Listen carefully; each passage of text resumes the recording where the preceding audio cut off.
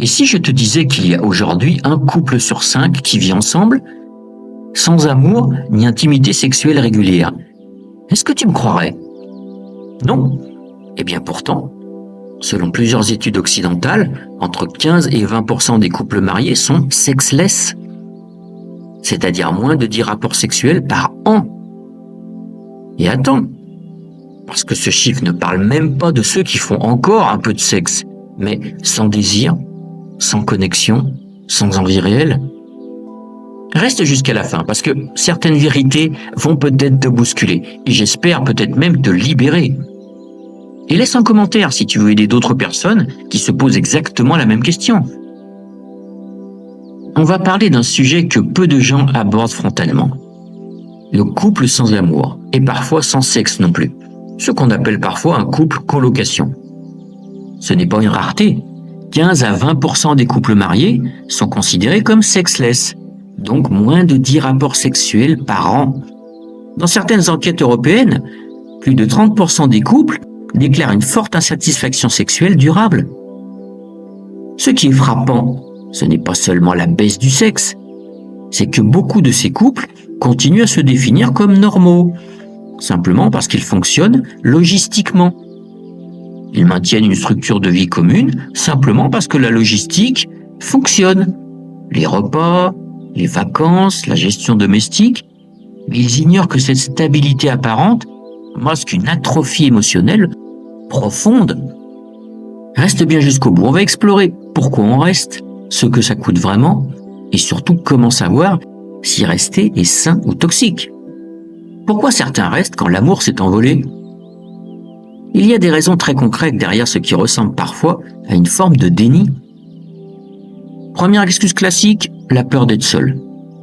On confond souvent solitude et abandon de soi, ce qui n'est pas du tout la même chose.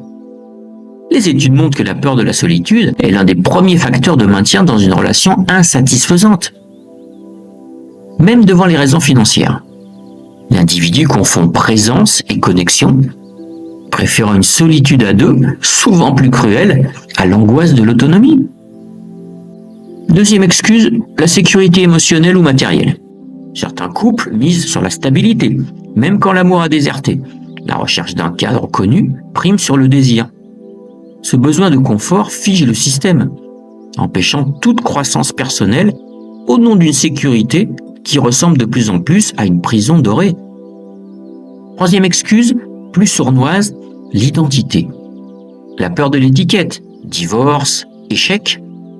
L'individu sacrifie sa vérité intérieure pour maintenir une image sociale, vivant ainsi en totale dissonance cognitive. Il a peur de recommencer à zéro à 40, 45 ans ou plus. Et puis il y a l'espoir romantique que ça reviendra. Mais désolé, dans la majorité des cas, ce n'est pas un espoir, c'est une nostalgie. On s'accroche à une version passée de la relation. Le partenaire reste bloqué dans un état de fantôme développemental, attendant une magie qui ne peut renaître sans une remise en question radicale. Si tu te reconnais dans une de ces justifications, reste avec moi. Ce qu'on va voir ensuite est central. Quand le sexe disparaît aussi, le basculement en colocation. Un chiffre qui pique. Environ 20% des couples n'ont eu aucun rapport sexuel sur les 12 derniers mois. Je rappelle pour celles et ceux qui n'aiment pas les statistiques que ça signifie que si vous avez 5 couples d'amis devant vous, 1 sur 5 a peu ou pas de vie sexuelle. Mais attention, le vrai problème n'est pas le chiffre. Le vrai problème, c'est le silence autour de ce chiffre. Dans beaucoup de couples, le sexe disparaît sans rupture officielle. On ne dit jamais « nous ne sommes plus amants ». On glisse doucement vers une coexistence fonctionnelle. Et c'est là que naît le couple colocation. On mange ensemble, on dort parfois ensemble, on passe des vacances ensemble, mais on ne se désire plus. Oui, mais je l'aime encore, le cas typique des hommes qui n'osent pas partir. Ici, on va parler d'un cas très précis, très fréquent et très peu avoué. L'homme qui reste parce qu'il dit « oui, mais je l'aime encore ». En réalité, quand on creuse, ce « je l'aime encore » cache la plupart du temps autre chose. Peur de la solitude, peur de tout recommencer, attachement, habitude, loyauté, peur de faire mal, peur de perdre le cadre. Beaucoup d'hommes confondent amour et absence de conflit. Tant qu'il n'y a pas de cri, ils pensent que tout va à peu près. Et encore, parfois les couples se déchirent régulièrement, mais ils considèrent cela comme normal. Et quand il n'y a plus de sexe, mais encore un peu de tendresse, même unilatérale, une main sur l'épaule, un câlin, ils se disent « Tu vois, il reste quelque chose ». Sauf que les études montrent que la tendresse sans désir devient souvent un substitut rassurant, pas une preuve d'amour vivant. La partie suivante démonte un mythe très répandu. Je reste pour les enfants. Protection ou projection? C'est l'argument le plus invoqué. Pourtant, plusieurs études montrent que les enfants élevés dans des foyers émotionnellement froids développent plus de troubles anxieux que ceux dont les parents se séparent de façon saine. Les enfants n'apprennent pas à partir de ce qu'on dit, ils apprennent à partir de ce qu'on incarne. Un couple sans amour leur enseigne sans le vouloir que le renoncement est normal, le désir est optionnel, la frustration est le prix à payer pour la stabilité. Ils croient au mythe que maintenir un foyer uni, même froid, offre une structure protectrice à l'enfant. La prochaine partie est celle que personne ne veut entendre. Les dégâts invisibles du couple sans amour et sans sexe. Les dégâts ne sont pas toujours spectaculaires. Ils sont lents, diffus, silencieux. Les personnes dans des relations sans intimité déclarent plus de solitude émotionnelle, une baisse de l'estime de soi, plus de fantasmes d'évasion et une fatigue existentielle, un état de fonctionnement automatique dépourvu de joie, qui n'est pas une dépression franche mais une extinction lente. Le mensonge intérieur, c'est le destructeur principal.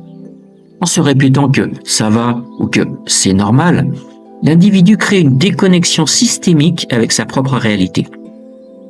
Ce mensonge est plus dévastateur que la solitude elle-même, car il rend l'individu étranger à ses propres besoins fondamentaux. Et n'oubliez pas que vivre une vie au rabais influence également directement votre état physique. Si ça résonne, écris-le en commentaire, vraiment. Tu peux aider les autres à enfin ouvrir les yeux et à partager leur expérience. Devoir, peur et honnêteté radicale. Rester par devoir peut être parfois un choix conscient. Rester par peur est presque toujours une prison. La question n'est pas « est-ce que je souffre assez pour partir ?», mais « est-ce que je vis vraiment actuellement ?» Même si tu restes, le mensonge intérieur est ce qui te détruit le plus. La question qui tranche. Imagine que tu puisses recommencer ta vie aujourd'hui, ailleurs, avec quelqu'un qui t'apporte du désir, de l'amour, de l'intimité et une vraie présence émotionnelle. Pas de magie, pas de raccourci, juste la possibilité de vivre pleinement. En imaginant cela, observe ta réaction. Est-ce que l'idée t'attire mais te fait aussi peur? Si c'est oui, c'est exactement ça que tu dois comprendre. Tu sais au fond de toi que ta vie actuelle ne te comble pas, même si tu restes par habitude, peur ou confort. Tu sais que la passion, l'intimité et la connexion émotionnelle te manquent vraiment, et que rester comme ça est une forme de renoncement. Tu sais que tu te mens à toi-même en te répétant « ça va » ou « au moins je ne suis pas seul ». Être honnête avec ce mélange d'envie et de peur, c'est reconnaître que rester dans ce couple sans amour ni intimité est un choix par défaut, pas un choix de vie. Tu perds ton temps et ta vie pour de fausses raisons. Alors écris, partage en commentaire, pas pour moi, pour toi. Tu viens d'avoir le moment de vérité. Ne le laisse pas passer. Conclusion. Rester avec quelqu'un qu'on n'aime plus et avec qui on ne partage plus rien, sauf de la logistique et des souvenirs fanés, n'est pas une option respectable. C'est de la lâcheté déguisée en confort. Partir n'est pas facile, non, mais rester par peur ou par habitude, c'est tuer sa vie doucement, minute après minute. Si cette vidéo t'a secoué, ouvert les yeux, fais quelque chose d'utile maintenant. Commente ma vidéo, laisse ton expérience, ton opinion, like pour soutenir la chaîne, partage avec quelqu'un qui pourrait se reconnaître dans ce piège silencieux, abonne-toi pour continuer à explorer la vérité sur le couple et la vie réelle. Et pars! Arrête de te mentir, ne reste pas dans ce couple. Ta vie t'appartient. Même à deux, chacun a son propre chemin à mener. Je te rappelle que nous naissons seuls, nous vivons seuls et nous mourrons seuls. Chaque jour que tu passes à fuir cette vérité, tu voles une partie de ta vie. Ose la récupérer, aujourd'hui, maintenant, et trouve la personne qui te fasse vivre pleinement.